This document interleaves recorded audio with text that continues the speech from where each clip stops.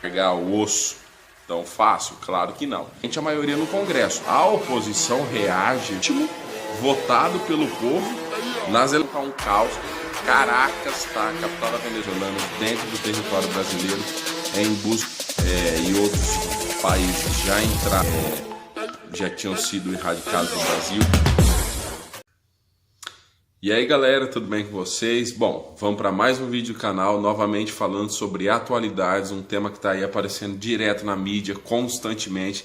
A gente está vendo direto em telejornais, em sites, revistas. Bom, nós estamos sendo bombardeados de informações sobre esse assunto que nós vamos trabalhar no vídeo de hoje. E muitas vezes a gente fica perdido, sem entender o porquê está acontecendo isso, tá? E é um assunto que interfere diretamente no Brasil e a gente fica sem entender o porquê, qual a relação nossa com isso. Então o que eu quero fazer com vocês? Fazer com que vocês entendam de uma maneira muito simples. Qual que é esse assunto, Fernandão? O que nós vamos falar sobre nessa aula de hoje? Nós vamos falar sobre a Venezuela. Nós vamos falar sobre a crise que aquele país vizinho nosso vem passando, a origem dessa crise, o que está acontecendo, tá? E o que pode ser feito para tentar resolver aquela crise humanitária que esse país está passando. E para isso, vocês já sabem, né? Já viram até um bordão aqui do nosso canal, nós precisamos utilizar a história e voltar no tempo, no passado, tá?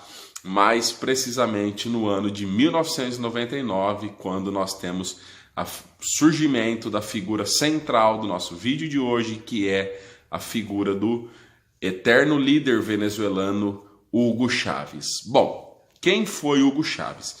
Hugo Chávez era um político venezuelano que começou a sua campanha, a sua trajetória política, utilizando-se de um discurso populista, utilizando-se de um discurso que agradava principalmente as grandes massas populares e carentes.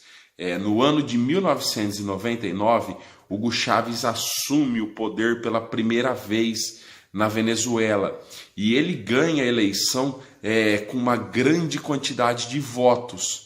Ele chega ao poder com um grande apoio popular e leva junto com ele a maioria do Congresso, ou seja, ele tinha, além de grande apoio popular, ele tinha a esmagadora maioria do Congresso. Melhor cenário impossível para ele governar um país. Além da maioria da população estar com ele, ele tinha também a maioria do Congresso para governar de maneira absoluta e total.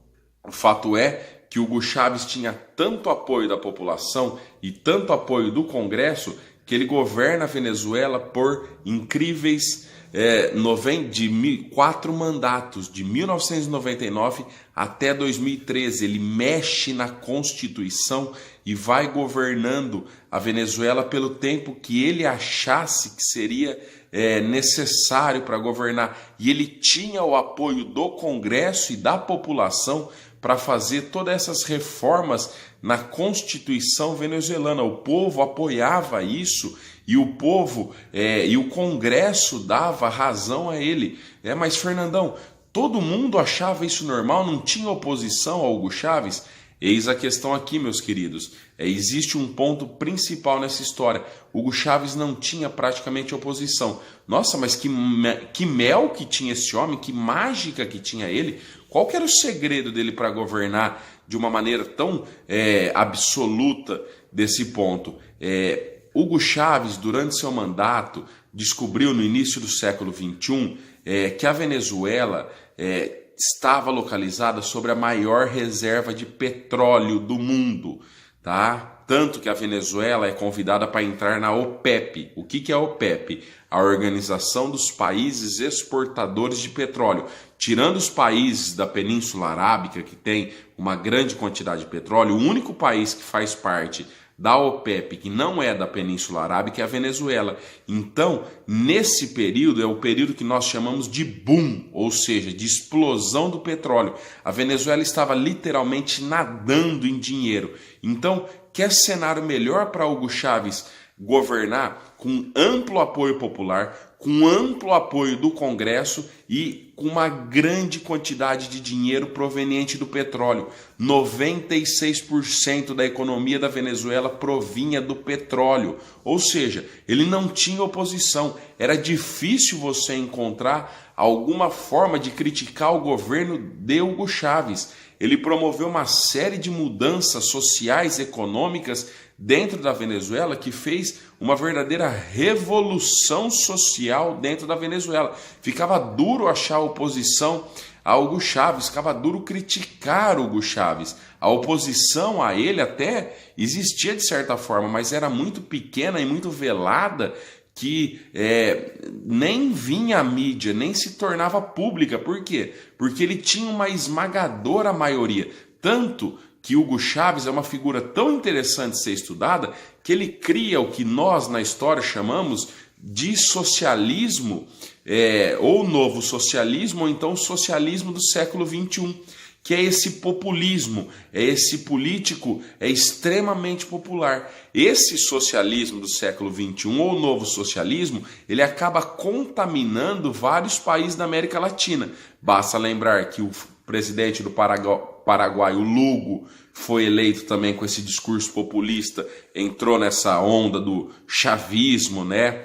A Cristina Kirchner na Argentina também aproveitou-se dessa onda populista e foi eleita também utilizando desse discurso chavista.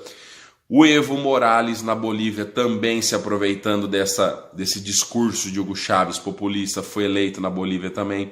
O Rafael Correa no Equador também. E nós não podemos também destacar do Lula, o presidente aqui no Brasil, que também, se aproveitando deste discurso populista, foi eleito presidente 2 vezes aqui no Brasil, também valendo-se do discurso populista, das camadas mais simples, conseguiu ser eleito 2 vezes presidente do Brasil e nunca escondeu de ninguém que tinha um carinho e uma amizade muito próxima à figura de Hugo Chávez. Bom, no ano de 2013, já no seu último mandato, Hugo Chávez praticamente não governa, ele começa a enfrentar graves problemas de saúde, fica praticamente todo o seu mandato em Cuba tratando de saúde, ele tinha um problema muito grave de saúde, e no ano de 2013 Hugo Chávez ele acaba falecendo. Quando Hugo Chávez morre, quem assume o poder? O seu vice, que era Nicolás Maduro.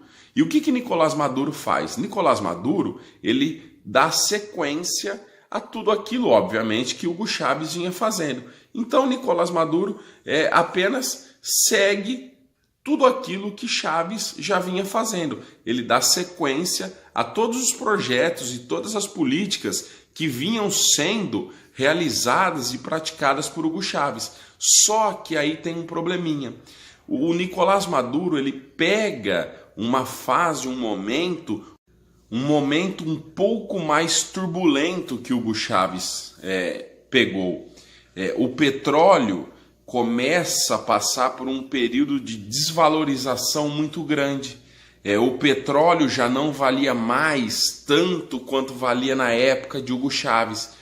E a renda da Venezuela, vale a pena lembrar, que era 96% dependente do petróleo. Então o petróleo em queda, consequentemente a economia da Venezuela em queda. Vocês imaginem, uma economia 96% dependente do petróleo. Então imaginem só a situação dos venezuelanos. Começa a quebrar a economia. E lógico, quando começa uma crise econômica, consequentemente inicia-se uma crise política também, é natural. A população começa a ficar insatisfeita, tá? Começa então a protestar, começa então a se manifestar, e aí começa aquela oposição que antes não tinha, tá? Agora então começa a surgir de uma maneira um pouco mais forte e evidente. Então Nicolás Maduro tem pela primeira vez na história que se deparar com uma situação que até então era inédita para ele, que ele nunca tinha visto, né? Hugo Chávez nunca teve que enfrentar a oposição, Nicolás Maduro tem, tá? Que enfrentar uma oposição pela primeira vez na sua história. Bom, ele tenta tomar medidas radicais extremas, porque começa a faltar alimento, começa a faltar água potável, ele começa a promover cortes de energia elétrica, racionamento de energia, de água.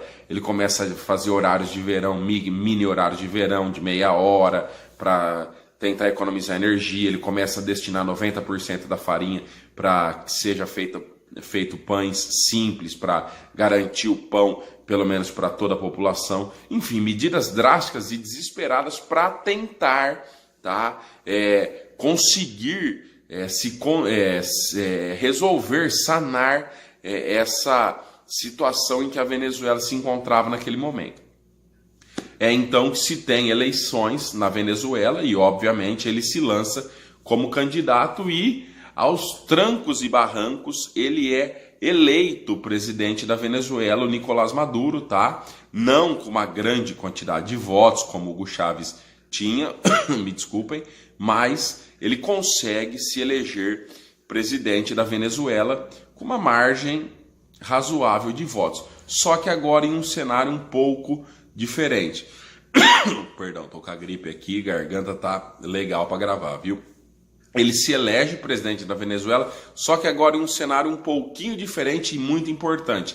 Ele é eleito presidente da Venezuela, mas não leva com ele a maioria do Congresso. Então agora ele tem que governar com a minoria do Congresso, ou seja, agora ele tem, além da oposição popular contra ele, agora ele tem também a oposição do Congresso. Ou seja, ele tem que administrar, ele está num tabuleiro de xadrez, ele está numa situação extremamente desconfortável contra ele. Então, a população insatisfeita, indo para as ruas, protestando contra ele, o Congresso tentando de todas as formas encontrar uma solução de tirar Nicolás Maduro do poder. Vejam só, Nicolás Maduro está contra a parede. Como ele vai reagir contra isso? É então que surge o chamado MUD, MUD, a Mesa da União Democrática. O que é isso? Sociedade civil organizada e políticos contrários a Nicolás Maduro começam a pedir a renúncia imediata, alegando que Nicolás Maduro não tinha a condição de governar o país, a condição de tocar a Venezuela adiante. E eles saem à rua protestando de maneira pacífica, tá? E como Nicolás Maduro, eles tentam encurralar o presidente. E como Nicolás Maduro reage a tudo isso? Ele reage de uma maneira violenta, tá? Ele coloca o exército, ele coloca a polícia para reagir de uma maneira violenta a tudo isso, o que faz com que o conflito aumente e fique ainda mais forte. E o MUD, a Mesa da União Democrática, alega justamente o quê? Que Nicolás Maduro é incapaz de governar o poder. Eles alegam que ele não tem capacidade de tomar conta do país. Eles alegam que ele não consegue mais gerenciar o país. Tem até uma piadinha aqui que eu vou fazer, tá? Eles falam que o Maduro já está tão maduro que já está ao ponto de cair, né?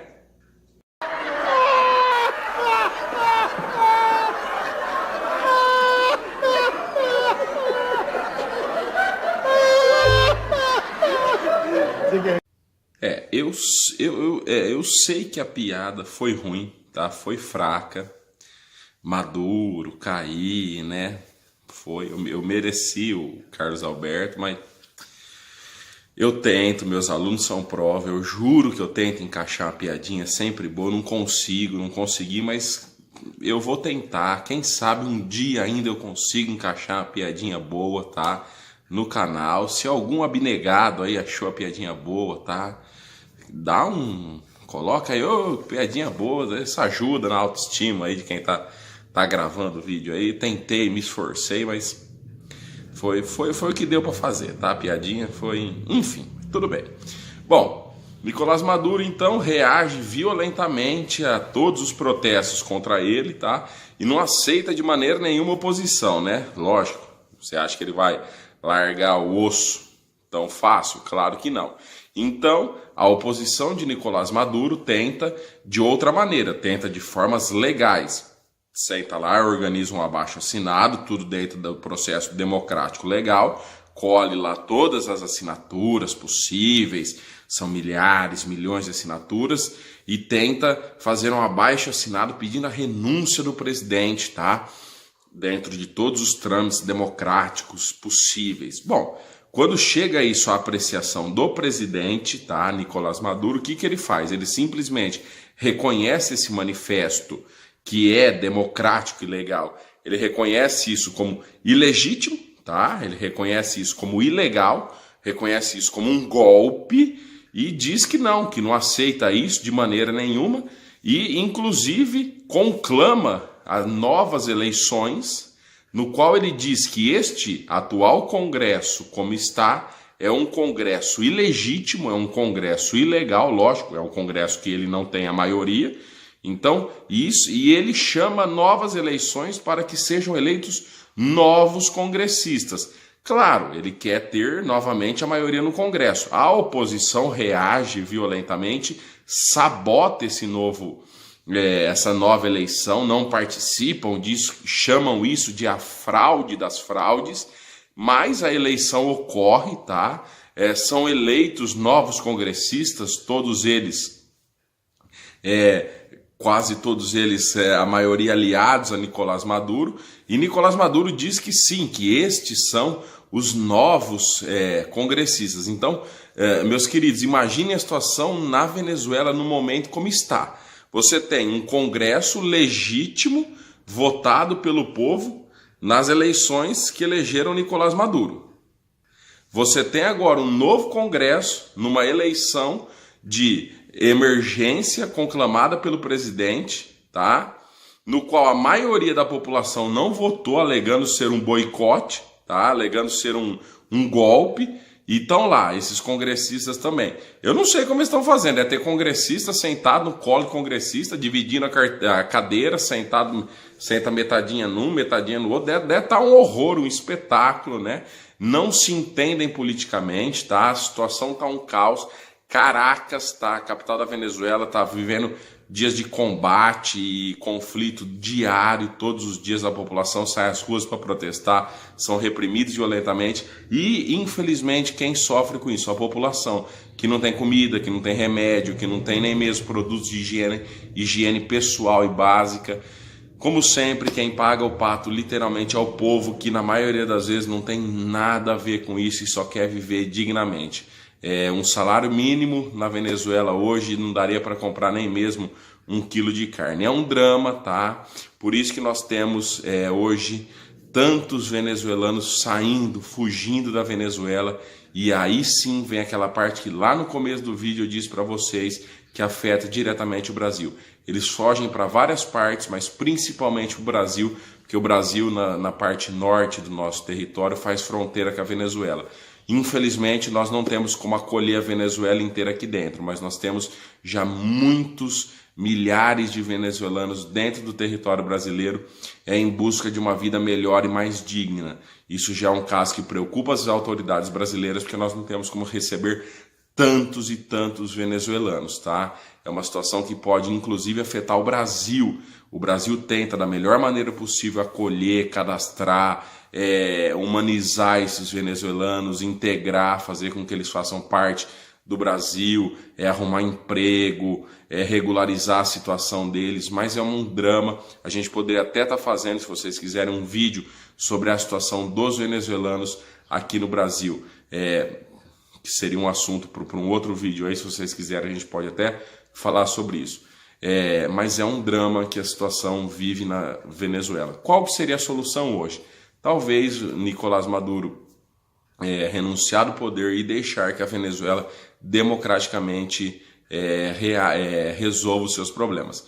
Os países aqui vizinhos da Venezuela, como Brasil, Chile e outros países já entraram, já começaram a boicotar a Venezuela, já começaram a conceder uma série de sanções em cima da Venezuela, para entender também que Nicolás Maduro já passou um pouco do limite, tá? Querendo escrever uma nova constituição dentro da Venezuela, dando plenos poderes a ele, ou seja, já está na hora de Nicolás Maduro também entender que o ciclo dele já passou, a parte dele ele já fez, tá? Que ele não pode também passar acima da lei, ele não está acima da lei, ele não é o líder supremo da Venezuela, e que se vive dentro de um Estado democrático de direito, alguns princípios têm que ser garantidos por lei, tá?